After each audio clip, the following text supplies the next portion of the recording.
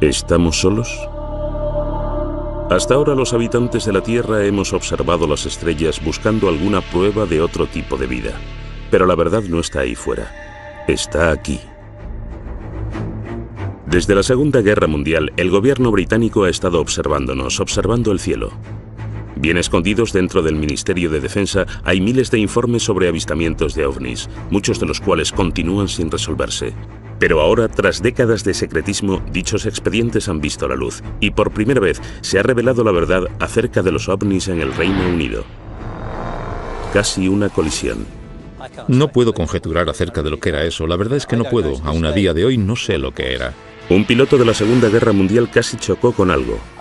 No suelo comentarlo mucho con la gente, solo con mis amigos más cercanos. El radar detectó un objeto no identificado. Nuevas pruebas acerca de uno de los casos de ovnis más famosos, el de Roswell. Si pudiera comprobar que el origen de cualquiera de estos ovnis no procede de la Tierra, el sistema de creencias de todo el mundo cambiaría por completo. Extrañas historias aún sin explicar que nos llevan a preguntarnos si realmente hay vida ahí fuera.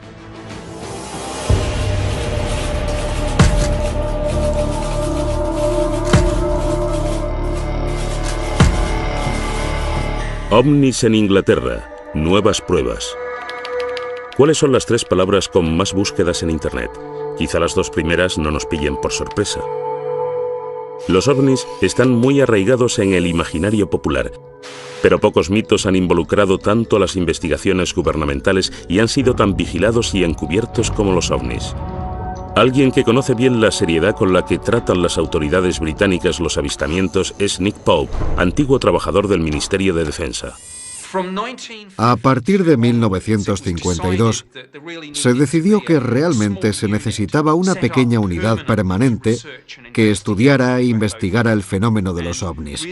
Y fue ya en los años 50 y hasta 2009 cuando el Ministerio de Defensa tuvo un pequeño proyecto dedicado al misterio de los ovnis. Pope fue el encargado de este departamento en los 90 y ayudó con los miles de expedientes que el ministerio había reunido durante décadas. Por ahí viene. Ahora que estos han salido de su escondite, testigos clave en avistamientos de ovnis cuentan su propia versión. Y tanto los expertos en la materia como los escépticos y los que sí creen se preguntan qué es lo que el Ministerio de Defensa ha mantenido en secreto. El periodista David Clark fue el primero que convenció al ministerio para que sacara a la luz los expedientes.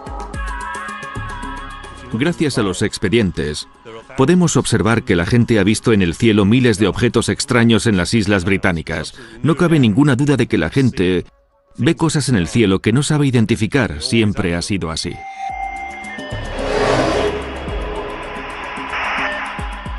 Caso 1. Piloto casi choca con objeto desconocido. 6 de enero de 1995. 2 experimentados pilotos de un Boeing 737 con 60 pasajeros que realizaba el trayecto Milán-Manchester informan de que casi chocan. Se trata del increíble avistamiento de un objeto volador no identificado que volvió locas a las autoridades. En los expedientes del Ministerio de Defensa hay un gran número de incidentes en los que están involucrados aviones que casi chocan contra objetos voladores no identificados.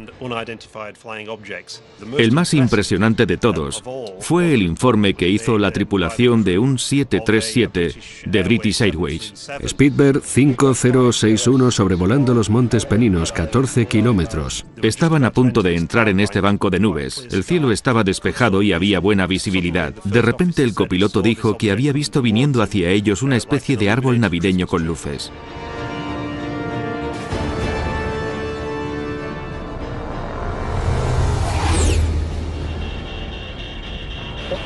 ¿Pero qué era eso? Volaba tan bajo y tan cerca de ellos que automáticamente se agachó pensando que iban a chocarse. El objeto pasó zumbando muy cerca. Inmediatamente el copiloto miró al capitán y le dijo: ¿has visto eso? Y el capitán le contestó: sí, lo he visto. Inmediatamente, los pilotos llamaron por radio a la torre de control de Manchester. A los tripulantes de cualquier avión les preocupa mucho el posible daño que pudiera sufrir su reputación si se les empezara a conocer como los que ven platillos volantes. Por lo que resulta muy interesante que en este caso, y a pesar de eso, los dos pilotos decidieran que cuando aterrizasen iban a presentar un informe oficial para que las autoridades encargadas de la aviación civil llevaran a cabo una detallada investigación, que es lo que sucedió. Es la primera vez que los expedientes del Ministerio de Defensa muestran cómo este extraordinario suceso desencadenó una investigación a gran escala dirigida por el investigador de colisiones aéreas Anthony Booth. Para empezar, era algo muy extraño, ya que fue el único caso que recuerdo de los 7 años que estuve trabajando en ese departamento en concreto, en los que tuve que enfrentarme a una cosa así. Hablamos con los pilotos, con los dos, observamos las grabaciones del radar y las transcripciones de las voces de los pilotos, así como las grabaciones de lo que dijeron los de control de tráfico aéreo. Hemos buscado cualquier cosa que pueda arrojar algo de luz acerca de lo que pudo ser ese objeto. Los pilotos no quieren hablar públicamente de la colisión que casi se produjo, pero los expedientes del Ministerio de Defensa recogen lo que contaron en su momento a Anthony Booth. Al principio, centré mi atención en el brillante escudo que estaba delante de nosotros, pero algo que había a los lados me distrajo.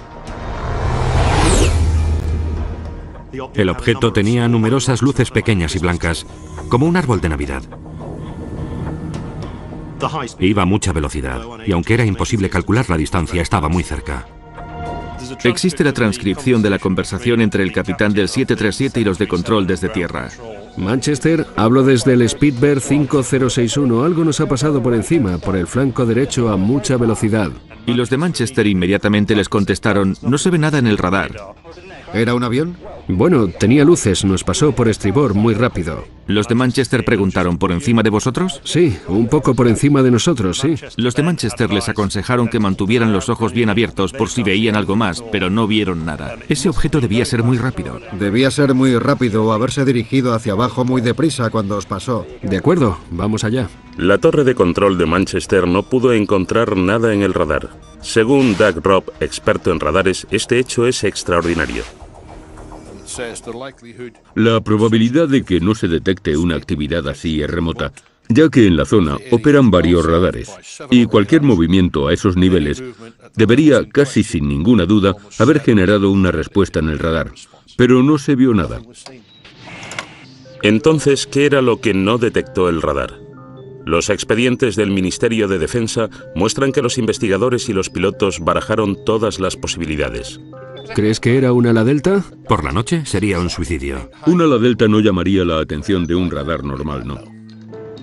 ¿Un cometa? No, no creo. Un meteoro sí que podría ser detectado si el radar mirara justo en la dirección correcta, cuando ese fragmento de detrito pasó a una gran velocidad.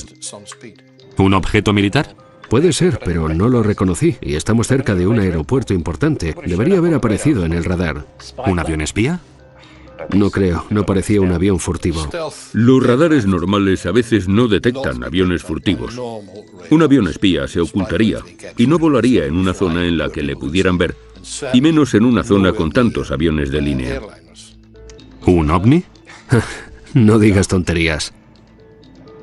No lo sé. Los pilotos no mentían. Es cierto que tuvieron una experiencia fuera de lo común que aún hoy no saben explicar. Los expedientes muestran que la investigación analizó seriamente la posibilidad de que se tratara de una actividad militar, pero no encontraron pruebas de ninguna fuente oficial. Es bastante improbable que un vuelo de esas características se hiciera tan cerca de un aeropuerto internacional con tanto tráfico aéreo. Entonces, ¿qué era ese objeto? A continuación conoceremos la conclusión escondida en el Ministerio de Defensa desde 1995, a la que llegó la investigación de Anthony Booth. En muchos de los incidentes que investigamos, solemos llegar a alguna conclusión definitiva, pero en este caso no pudimos. Tuvimos que elaborar un cálculo de causa y riesgo, y ni la causa ni el riesgo estaban calculados. Grado de riesgo incalculable, causa incalculable. Es una declaración muy difícil de encontrar en un informe aéreo oficial, ya que dice, en resumen, que no tenemos la menor idea de lo que era eso. Me gustaría saber qué es lo que dirán cuando volvamos. Supongo que se reirán de nosotros. Al final del sumario en el que se recoge esta investigación pone: no cabe ninguna duda de que ambos pilotos vieron un objeto y de que este era de un tamaño suficiente como para dar lugar a un informe aéreo oficial. Desgraciadamente, tanto la naturaleza como la identidad del objeto continúan siendo un misterio. Especular acerca de actividades extraterrestres, por muy fascinante que pueda parecer, no entra dentro de las competencias de este equipo, por lo que deberán hacerlo los interesados en este campo. Según algunos ufólogos como Nick Pope, la ausencia de conclusiones reales deja importantes preguntas sin resolver. A mí me parece algo extraordinario. OVNI no significa nave alienígena voladora, pero está claro que para algunas personas, ya sea para el capitán y el copiloto, para los investigadores de la autoridad encargada de la aviación civil o para el ministro de Defensa, está claro que alguien estaría pensando, quizás, solo quizás, se trate de algo extraterrestre. No puedo conjeturar acerca de lo que era eso. La verdad es que no puedo. Aún a día de hoy no sé lo que era. Lo único que sé es que no podemos pensar que lo sabemos todo en estos tiempos. Es posible que haya cosas que no conocemos. La investigación del incidente de Manchester nos muestra la seriedad con la que el Ministerio de Defensa trata los avistamientos aún sin explicar. No obstante, el Departamento de Ufología lleva décadas recibiendo informes de pilotos. Los expedientes revelan avistamientos durante la Segunda Guerra Mundial y en algunos casos estos eran tan importantes que se trasladaron a las más altas instancias del gobierno británico. Los expedientes sobre ovnis que han salido recientemente a la luz confirman lo que muchos expertos sospechaban, que el gobierno británico lleva investigando avistamientos sin explicación ya desde la Segunda Guerra Mundial. No suelo comentarlo mucho con la gente, solo con mis amigos más cercanos, que es posible que lo experimentaran mientras volaban durante la guerra. Caso 2. Encuentro cercano dentro de un bombardero. Primavera de 1944. Gran Bretaña descargaba grandes bombardeos sobre Alemania. Rumores acerca de extraños misiles sin identificar llegaban a oídos de los más altos cargos y se consideraban una amenaza para la moral pública. Los expedientes del Ministerio de Defensa muestran que la orden de mantenerlos en secreto vino desde las más altas instancias. Se trataba de avistamientos como el que vivió el artillero Bernard Day. Este de aquí es el diario que fui escribiendo cuando estuve en la guerra. Voy a leer lo que puse el 28 de abril. Operación Essen. 300 aviones sobrevolaban Essen. Day escribió entonces el avistamiento más extraordinario. Objetos no identificados, a los que describí como enormes bolas de fuego. Es la primera vez que Bernard Day habla en televisión de lo que ocurrió esa noche. Salíamos de la zona más peligrosa y ya volvíamos a Mildenhall, nuestra base. Nos dirigíamos a Francia y todo parecía en calma. De repente vi 3 bolas de fuego que venían desde abajo y se lo comuniqué a nuestro piloto, Arthur Horton, por el intercomunicador. Unos segundos después, un artillero que estaba detrás, Brian Harper, vio 2 bolas de fuego más.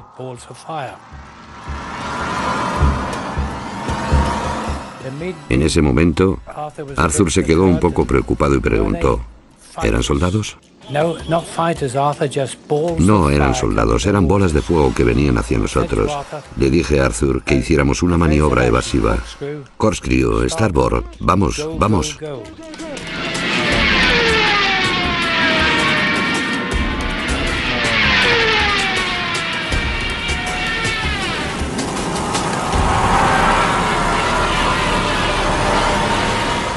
Íbamos a más de 400 kilómetros por hora. El avión se agitaba como una hoja, y aún así aquella cosa nos seguía. El piloto tenía miedo de quemar el motor. Nuestro ingeniero Dave decía, pero ¿y el motor? No se preocupe por el motor, señor, siga, siga, o algo por el estilo. Las palabras fueron un tanto groseras. A los tripulantes y a mí nos dio mucho miedo ver esas bolas.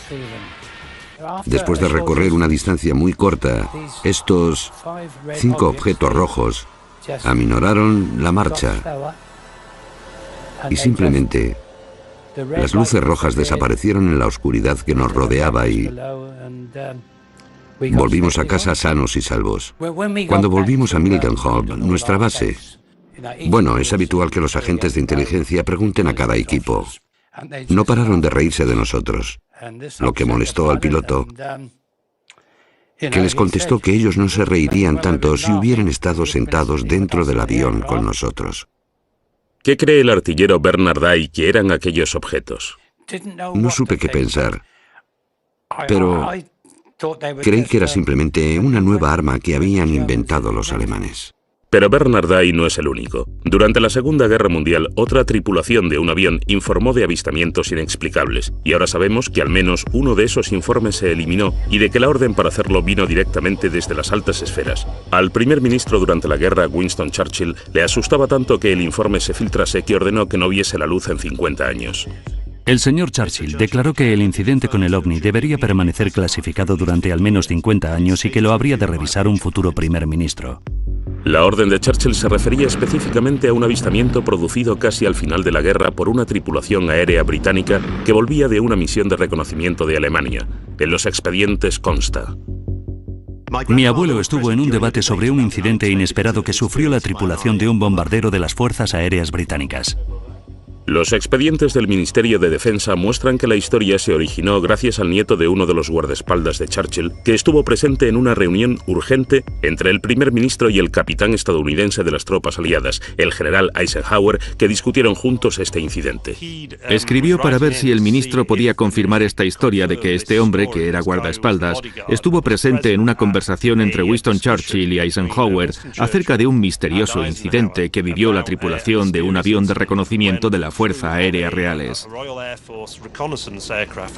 Vieron un objeto metálico que apareció al lado de su avión y seguía al avión y se comportaba de una forma completamente inexplicable para ser un avión alemán o cualquier otro tipo de avión nazi o de objeto volador de los que ellos tenían constancia.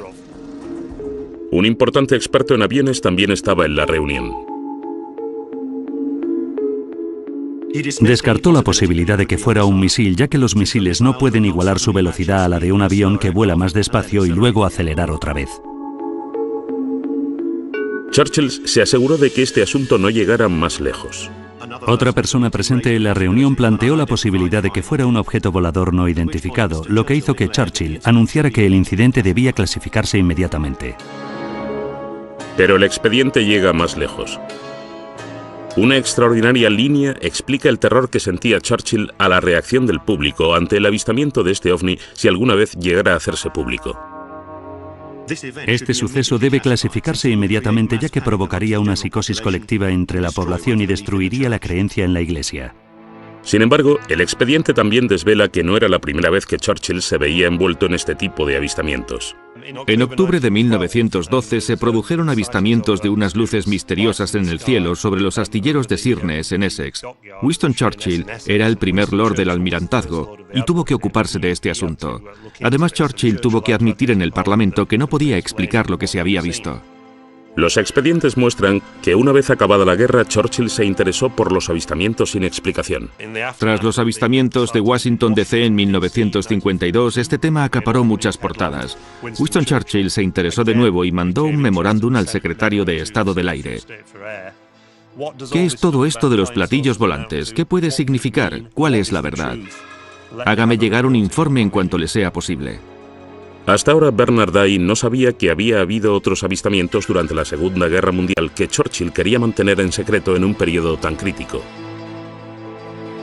Le enseñamos el expediente del Ministerio de Defensa acerca de Churchill que acababa de hacerse público. Después de leer este informe, me da la sensación de que es idéntico a lo que nosotros presenciamos y vimos esa noche.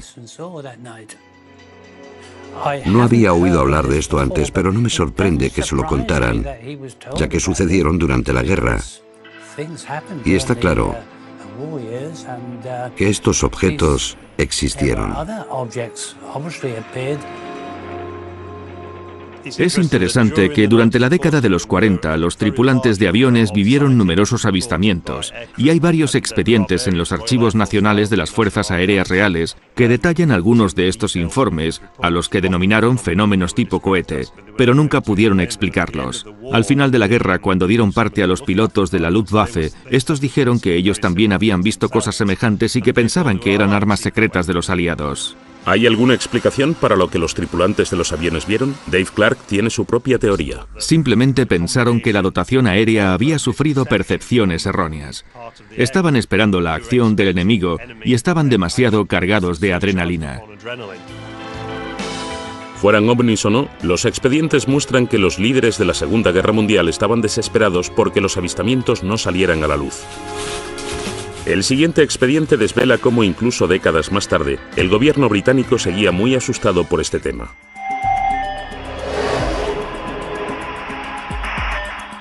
¿Se ocultaron fotos de ovnis? Muchos expertos en ovnis creen que el expediente Pitlochry ilustra una de las conspiraciones ufológicas más importantes de los últimos tiempos. Se trata de unas fotografías en las que aparece un objeto volador no identificado sobre un remoto valle en Escocia. Las fotografías se enviaron al Ministerio de Defensa, pero misteriosamente desaparecieron.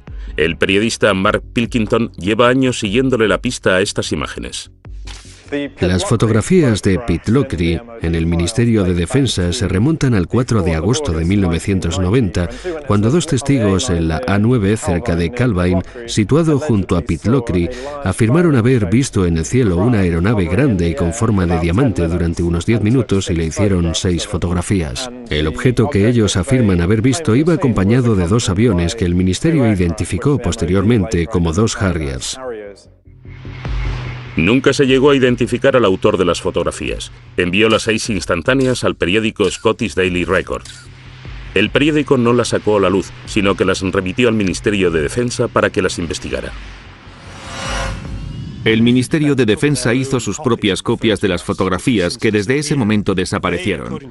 Según los expedientes, mandaron de vuelta los negativos originales al periódico, que inexplicablemente nunca sacó a la luz este tema y nunca publicó las fotografías. Presuntamente el periódico devolvió las instantáneas a los 2 hombres, cuyos nombres han sido eliminados del expediente, por lo que no podemos preguntarles a ellos. Es un misterio sobre otro misterio.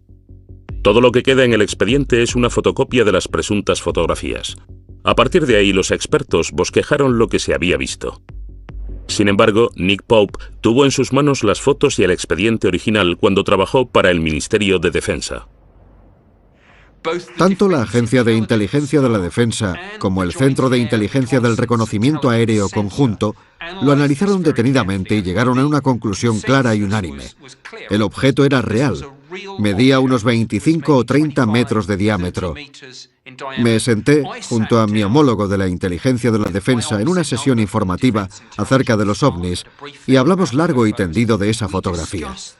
Este tema interesaba a Defensa porque obviamente ellos podían hacer cosas que nosotros no podíamos.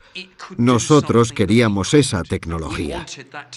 El Ministerio de Defensa estaba decidido a restarle importancia al asunto. Existen unas interesantes instrucciones escritas por la oficina de prensa del Ministerio de Defensa, las líneas defensivas a seguir si estas fotografías llegaran a los periódicos y se les preguntara sobre ellas. Hay un apartado que básicamente dice que hemos visto las fotografías y no se ha llegado a ninguna conclusión definitiva acerca del alargado objeto con forma de diamante. Y si se sienten presionados por los medios de comunicación, deben decir que todos los avistamientos se remiten al personal de los departamentos responsables de la defensa aérea del Reino Unido. Durante el tiempo que trabajó para el ministerio, Pope tenía colgada en su despacho una copia ampliada de la fotografía hasta que su superior en persona la quitó. Una sugerencia fue que se trataba del prototipo secreto de un avión espía estadounidense. Mi jefe de sección se convenció a sí mismo de que seguramente era un tipo de avión o aeroplano secreto y ordenó que lo descolgase. Sabemos, gracias a los expedientes, que había una gran controversia interna acerca de si los estadounidenses estaban pilotando ese increíble avión espía, y si eso era cierto, ¿por qué no habían pedido permiso para sobrevolar el espacio aéreo británico con ese avión? El periodista Mark Pilkington cree que los acontecimientos que se vivieron en aquel tiempo podrían haber influido en lo que la gente creyó ver. Esto sucedió justo 2 días después de que estallara la Primera Guerra del Golfo, y por supuesto había un gran despliegue de aviones que volaban hacia Oriente Medio. Reino Unido era una especie de parada intermedia, una especie de plataforma de lanzamiento para muchos de esos aviones. El Ministerio de Defensa estaba preocupado por cómo reaccionaría la opinión pública, igual que lo estuvo Churchill 4 décadas antes. ¿Intentó el Ministerio de Defensa británico ocultar las fotografías de Pitlochry? Cabe la posibilidad de que el ministerio destruyese esas imágenes, posiblemente porque creyeron que se trataba de un avión espía estadounidense del que no tenían, o más bien no teníamos constancia. O quizá, si este objeto realmente no se explicó nunca, porque sencillamente no queríamos sufrir el bochorno de decir que puede haber cosas en nuestro espacio aéreo con velocidades y maniobras que sobrepasan lo que nosotros conocemos y aún así no las podemos explicar. No obstante, todos nos estamos basando, hay que dejarlo claro, en una imagen en blanco y negro muy distorsionada y borrosa, que hasta donde yo sé, podría haberla pintado un niño con pinturas. Mark Pilkington aún sigue buscando las auténticas fotografías de Pitlochry para averiguar qué fue lo que puso a prueba al Ministerio de Defensa británico. Sin embargo, 6 años después, en la costa este de Gran Bretaña, otro avistamiento de un ovni desata otra investigación militar a gran escala y un gran reto para la Secretaría de Estado de Defensa. En 1996, el Ministerio de Defensa sufrió una grave brecha en la defensa del Reino Unido producida por un ovni en Anglia Oriental. Los expedientes revelan que no solo la policía, los guardacostas y las fuerzas aéreas se vieron envueltos, sino que se llamó a la Secretaría de Defensa para que despegasen reactores caza. Estoy muy preocupado por un incidente que se produjo hace poco en la costa de Anglia Oriental, en el que se avistó un objeto volador sin identificar al que buscaban varios sistemas de radares militares diferentes. ¿Por qué no despegaron nuestros aviones? Fue uno de los mayores sustos de la historia de la ufología. Y todo comenzó una tranquila noche de octubre en la costa este.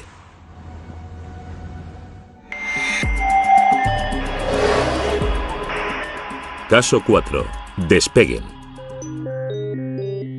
Fueron los agentes de policía los que llamaron primero informando del asunto. Hay un extracto sobre eso. A primera hora de la mañana los policías hemos visto una extraña luz roja y verde en el cielo en dirección sudeste desde Skegness. Parecía estar muy arriba, justo encima del estuario de Wash. La patrulla de policía informó del avistamiento al sargento de la estación. Llamé inmediatamente a la sala de control de Skegness y esto se lo transmitieron al Servicio de Rescate Marítimo y Costero de Great Yarmouth, creyendo que podía ser un incidente relacionado con el mar. Recibimos un aviso sobre las 3:15 hora local de la policía de Skegness, que veían esa luz en dirección sudeste.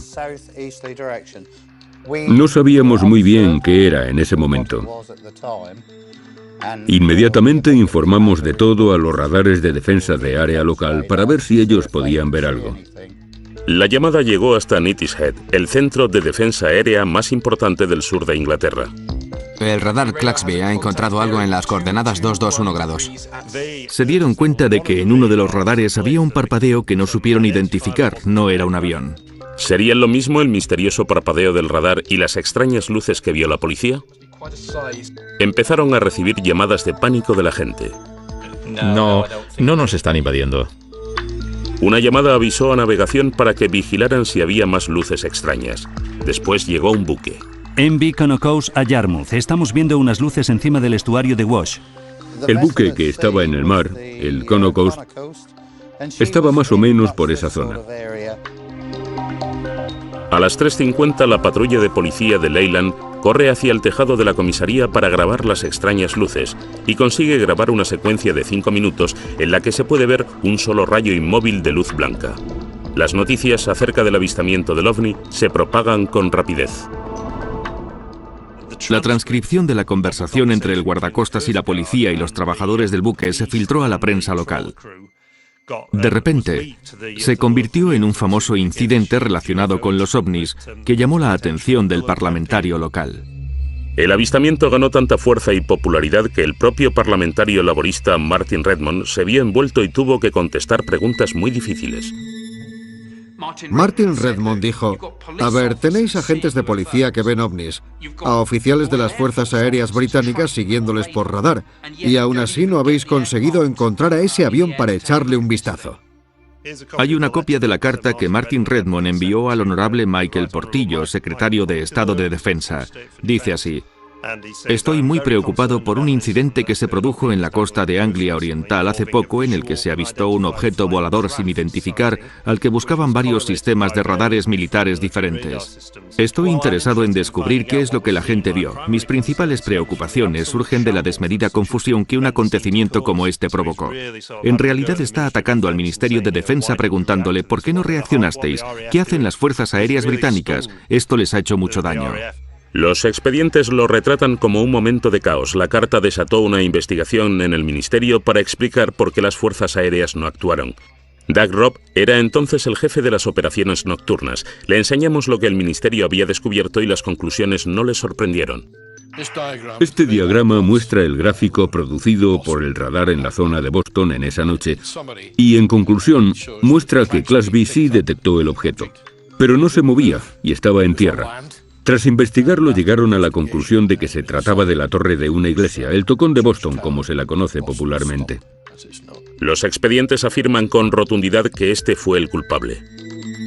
A esta iglesia se la conoce como el Tocón de Boston en el mundo de la aviación, ya que a veces aparece en algunos radares, dependiendo de las condiciones de propagación del mismo. Dijeron que se trataba de un fenómeno que no está relacionado con el de las luces brillantes e inmóviles que había visto la policía de Boston y Skegness y la tripulación del buque. El informe concluía que la orden para que despegasen los cazas no estaba justificada, para disgusto del parlamentario Martin Redmond. Los aviones podrían despegar si un objeto a unos 500 kilómetros se acercara a gran velocidad, pero no van a despegar por algo inmóvil que está en tierra. Quiero decir, ¿qué amenaza había? Si lo que detectó el radar era de verdad una iglesia, ¿qué eran las misteriosas luces que vieron la policía y los del buque? El Ministerio de Defensa escudriñó la secuencia de vídeo grabada por la policía. Parece una luz lejana que viene del cielo. El Ministerio de Defensa envió la secuencia al Real Observatorio de Greenwich para que éste la analizara. Ese informe permanece encerrado desde 1996 en el Ministerio de Defensa. El experto en ovnis y astronomía, Ian Redpath, vio tanto las conclusiones como el vídeo de la policía. Si miramos el vídeo, lo que veremos es un brillante punto de luz que permanece inmóvil y que parece que no está haciendo nada.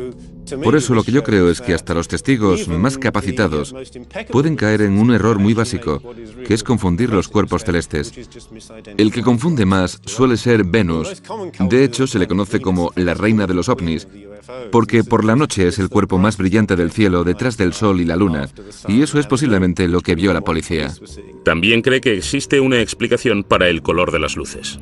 Cuando el zoom se acerca mucho, es muy frecuente que la cámara deje de enfocar, y por eso se pueden ver figuras extrañas, que no son sino el propio diafragma de la cámara.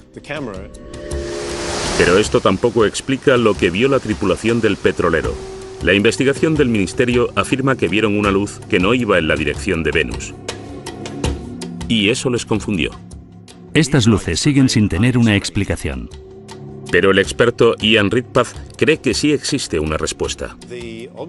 El objeto que vieron al norte los del buque, creo que es otra estrella brillante llamada Vega, que parpadea y emite luces de múltiples colores.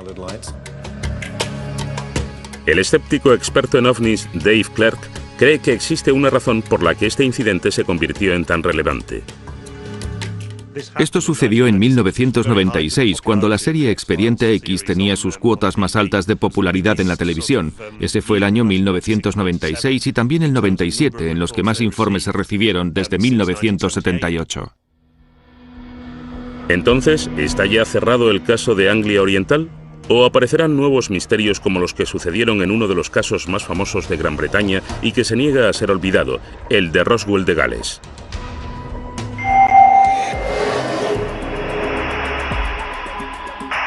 Caso 5. El caso de Roswell de Gales. En 1974, en el norte de Gales, miles de personas vivieron un violento temblor a la vez que se vieron luces que caían desde el cielo. Algunos ufólogos piensan que un ovni colisionó y que se intentó ocultar el caso conocido como el del Roswell de Gales. Eran ruidos muy fuertes, sí. De repente toda la casa vibró. La casa empezó a temblar. Parecía que estaba justo encima de nosotros. Pensé que la casa se caía. Había una luz procedente de las montañas, por ahí. 24 de enero de 1974, 21:50 hora en el meridiano de Greenwich. Se ven 5 cuerpos increíblemente resplandecientes que atraviesan el cielo. Se han conocido nuevos datos que alimentan más aún el misterio. Uno de los testigos más importantes del denominado incidente de Bergen es Hugh Loy, que por aquel entonces era el hijo de un granjero y contaba solo con 14 años. Justo después de las 8:30 de la tarde, la familia de Hugh sintió el devastador terremoto. Fue una experiencia aterradora. Aún hoy, 40 años después, Hugh recuerda ese día como si hubiera sido ayer. Oí como un golpe seco e inmediatamente todo empezó a moverse con mucha violencia. La luz parpadeaba y la tele, las luces y la fotografía que estaba sobre el televisor parecían copos de nieve en la pantalla. Todos estábamos muy asustados, no teníamos ni idea de lo que pasaba. Enoch dijo, debe haber sido una explosión. Y luego el teléfono empezó a sonar. Los vecinos nos llamaban para preguntarnos, ¿habéis sentido eso? Y bruscamente, unos 20 minutos después, oímos que alguien llamaba a la puerta. Buenas tardes. Buenas tardes, eran agentes de policía. Dijeron que les habían informado de que un avión se había estrellado en las montañas de Bergen y que necesitaban requisar nuestro Land Rover para llegar hasta allí. Yo tenía 14 años, así que dije, Enoch, es mejor que conduzcas tú.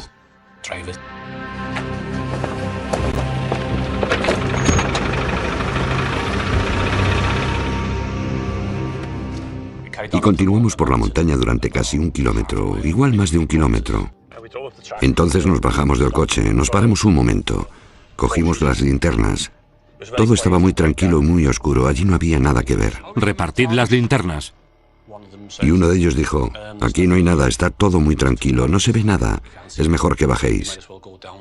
Así que nos íbamos de nuevo a subir a los coches cuando vimos una luz blanca muy brillante.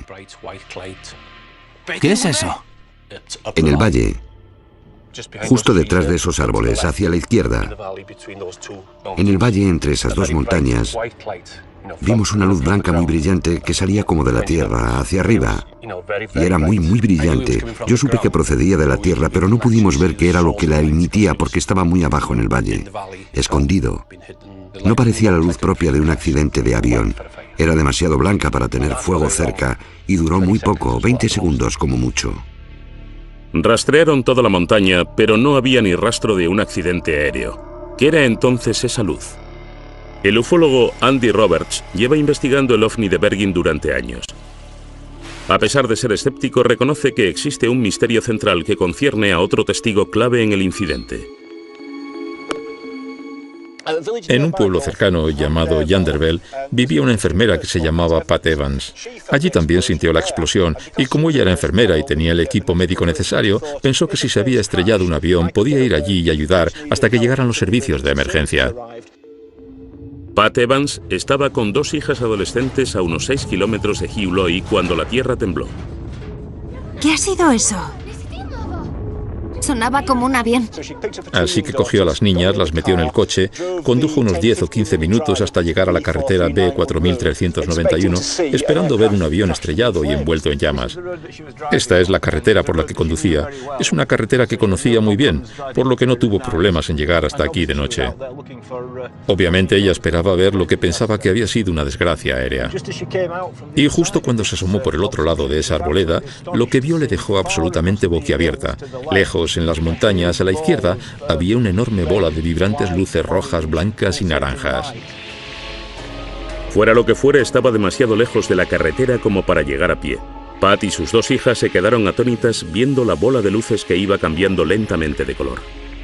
Comentó que era la mitad de grande que la luna y que alrededor de este objeto había luces de linternas y de coches que se movían, y se dio cuenta de que no se había estrellado ningún avión y de que algunas personas estaban ahí mirando lo que sea que fuera esa cosa. Entonces volvió a casa en su coche, se metió en la cama y hasta ahora sigue desconcertada y sin saber qué era eso. ¿Qué es lo que Pat Evans y Hugh Loy vieron aquella noche? Desvelamos que ni la llegada de los misteriosos hombres de negro puede responder todas las preguntas. Los avistamientos no identificados de Pat Evans y Hugh Loy en Bergen, Gales, en 1974 han pasado ya a la memoria popular. Los archivos del Ministerio de Defensa desvelados recientemente han añadido aún más misterio. Investigadores del Departamento Geológico Británico fueron enviados a Bergen para investigar un temblor de tierra que había registrado 3,5 grados en la escala de Richter. Inmediatamente después del terremoto empezamos a recibir muchos informes bastante complejos sobre luces en el cielo y en la colina. Así que reuní a un pequeño equipo de personas para que fueran allí y preguntaran a la gente lo que habían visto, oído o sentido. El equipo del Departamento Geológico Británico empezó a conocerse en Bergen como los hombres de negro, ya que iban vestidos con trajes oscuros de aspecto oficial e iban puerta por puerta. Algunas personas parecían pensar que todo este acontecimiento era algo sospechoso y que nosotros, simples científicos del Departamento Geológico, teníamos algo que ver con los eventos sospechosos que pasaban aquí. Los archivos que contienen las notas de Chris recuerdan su entrevista con la enfermera Pat Evans, que vio la luz no identificada. Aquí tengo las notas que tomé cuando hablé con Pat Evans. Ella sintió el temblor, pero también estaba muy preocupada por las luces que vio en el cielo. Pensó que era una gran luz roja que brillaba como el fuego. Esta es una copia de uno de los mapas que nosotros y nuestro equipo usamos cuando estábamos por la zona hablando con la gente. Y por tanto fuimos capaces de marcar en el mapa el punto exacto donde hicimos esa entrevista. Y por tanto, lo que exactamente esa persona vio, oyó y sintió. Este mapa del Departamento Geológico Británico, que antes no había visto la luz, es una revelación. Muestra las luces anómalas que vieron Pat Evans y Hugh Loy. Ambas aparecieron en la misma pequeña zona de la ladera, al mismo tiempo. El ufólogo Andy Roberts vuelve al mismo punto de la ladera donde Pat y sus hijas vieron el ovni. Y donde Pat Evans contó su historia a Andy Roberts en 1998. Cuando llevé a Pat Evans hasta esta carretera de montaña en 1998 y me contó su historia, la fotografié. Y la fotografía que hice la mostraba señalando el lugar donde ella vio lo que vio en 1974. Y a juzgar por la fotografía, estaba señalando hacia allí, que es donde sabemos que la policía y los granjeros estuvieron buscando esa noche. Pat Evans estaba en la carretera entre Llangennec y Welshpool, que está justo más allá del bosque aquel. Así que si ella estaba allí, probablemente viera la misma luz que vimos nosotros. Porque esa era la línea límite. Estoy realmente seguro de que es la misma luz que ella vio. Los archivos recientes muestran la explicación del Ministerio de Defensa para la explosión repentina y las luces misteriosas. Las búsquedas posteriores en las laderas en cuestión no revelan ningún signo de impacto. Sin embargo, la Oficina Meteorológica considera que esos avistamientos pueden haber sido ocasionados por un bólido, es decir, un meteoro, que entra en la atmósfera terrestre y se consume antes de llegar al suelo. Una investigación privada realizada en nombre de la Sociedad Astronómica Británica concluye, sin embargo, que el meteoro pudo de hecho haberse desintegrado encima de Manchester y que su aparición fue precedida a las 8:30 de la tarde por un temblor en las montañas de Bergen sin conexión alguna. Así que dijeron una vez más que fueron dos cosas que ocurrieron casualmente en la misma noche. Hay un meteoro ardiendo en la atmósfera y también un temblor de tierra. Entonces esta coincidencia increíble, dos fenómenos naturales distintos, una lluvia de meteoritos y un terremoto que ocurrieron simultáneamente, ¿es una respuesta completa a este misterio? Muchos de los que creen en ovnis piensan que no.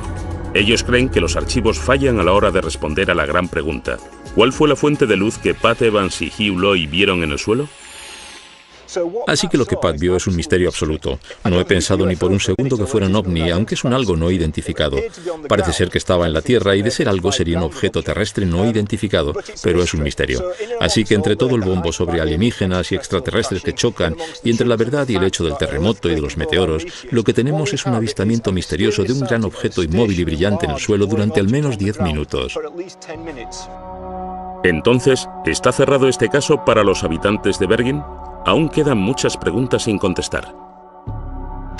El incidente en la montaña de Bergen creo que no es un caso del que muchas personas se hayan olvidado. Algunos piensan que la publicación de estos archivos es en sí misma una desinformación y que el Ministerio de Defensa está ocultando aún una gran verdad secreta sobre los ovnis. El Ministerio de Defensa, con el tiempo, ha accedido a publicar todos los archivos sobre ovnis. ¿Pero se revelarán todos los secretos? Parece que el público no está preparado para dejar de creer en ellos todavía. Para algunas personas, los ovnis estarán con nosotros durante bastante tiempo. Bueno, al menos hasta que los de verdad aparezcan. Algunas personas sugieren que esta dosificación por goteo de la información que se hace pública sobre los ovnis está preparando a la gente para el día en que se anuncie que realmente estas cosas son reales.